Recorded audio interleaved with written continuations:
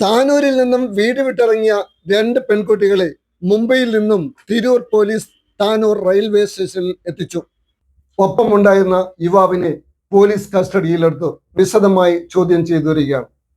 താനൂരിലെ ഒരു സ്കൂളിലെ +1 വിദ്യാർത്ഥിനികളായ 16 ബുധനാഴ്ച നാടുവിട്ടത്. ഇതോടൊപ്പം കൂടെ ഉണ്ടായിരുന്ന കോഴിക്കോട് എടവണ്ണ സ്വദേശി റഹീം അസ്ലമിനെയാണ് പോലീസ് കസ്റ്റഡിയിൽ എടുത്തിരിക്കുന്നത്. പരീക്ഷയ്ക്കെന്ന് പറഞ്ഞാണ് പെൺകുട്ടികൾ രണ്ടുപേരും വീട്ടിൽ നിന്നിറങ്ങിയത്. ഒരാൾക്ക് പരീക്ഷ ഉണ്ടായിരുന്നുള്ളൂ. സ്ക്രൈബിന്റെ സഹായത്തോടെ പരീക്ഷ എഴുതുന്ന കുട്ടി പരീക്ഷാ ഹാളിൽ എത്താതായപ്പോൾ വീട്ടിലേക്ക് ഫോൺ വിളിച്ചു. അങ്ങനെയാണ് കൂട്ടുകാരികൾ മുങ്ങിയ വിവരം വീട്ടുകാർ അറിയുന്നത്. ഉടൻ പോലീസിൽ വിവരം അറിയിച്ചു. അവരുടെ മൊബൈൽ ലൊക്കേഷൻ കോഴിക്കോടായിരുന്നു. അതിനുശേഷം ഫോൺ ഓഫായി. രണ്ടുപേരുടെയും ഫോണുകളിലേക്ക് അവസാനമായി വന്ന കോൾ റഹീമിൻ്റെതായിരുന്നു. ഇൻസ്റ്റാഗ്രാം വഴിയാണ് പെൺകുട്ടികൾ റഹീമിനെ പരിചയപ്പെടുന്നത്. പിന്നീട് യുവാവിന്റെ ഫോൺ മുംബൈക്കടുത്തുള്ള പൻവേലിൽ വെച്ച് ഓണായി. അതോടെ മൂവരും ഒരുമിച്ച് യാത്രയിലാണെന്ന് പോലീസ് നിഗമനത്തിലെത്തി. ഉടൻ കേരള പോലീസ് മുംബൈ പോലീസുമായി ബന്ധപ്പെട്ടു. മലയാളി സമാജം പ്രവർത്തകരും മുംബൈ മുസ്ലിം ജമാഅത്ത് പ്രവർത്തകരും വ്യാപകമായ തെരച്ചിലിൽ പോലീസിനെ സഹായിച്ചു.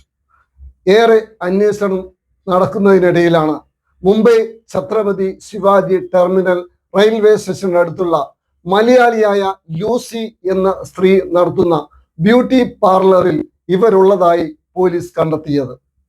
പോലീസ് എത്തുമ്പോഴേക്കും അവിടെ നിന്നും കുട്ടികൾ പുറപ്പെട്ടിരുന്നു.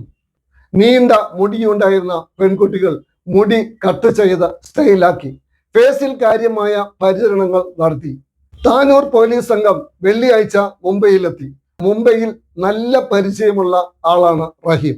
റഹീമിന്റെ നിർബന്ധം കൊണ്ടാണ് മുംബൈക്ക് പോയതെന്ന് പെൺകുട്ടികളും കുട്ടികളുടെ നിർബന്ധത്തിന് വഴങ്ങിയാണ് താൻ കൂടെ പോയതെന്ന് റഹീമും പറയുന്നു. താനൂരിലെത്തിച്ച കുട്ടികളെ കോടതിയിൽ ഹാജരാക്കി ശേഷം കൗൺസിലിങ്ങിന് വിധേയമാക്കും.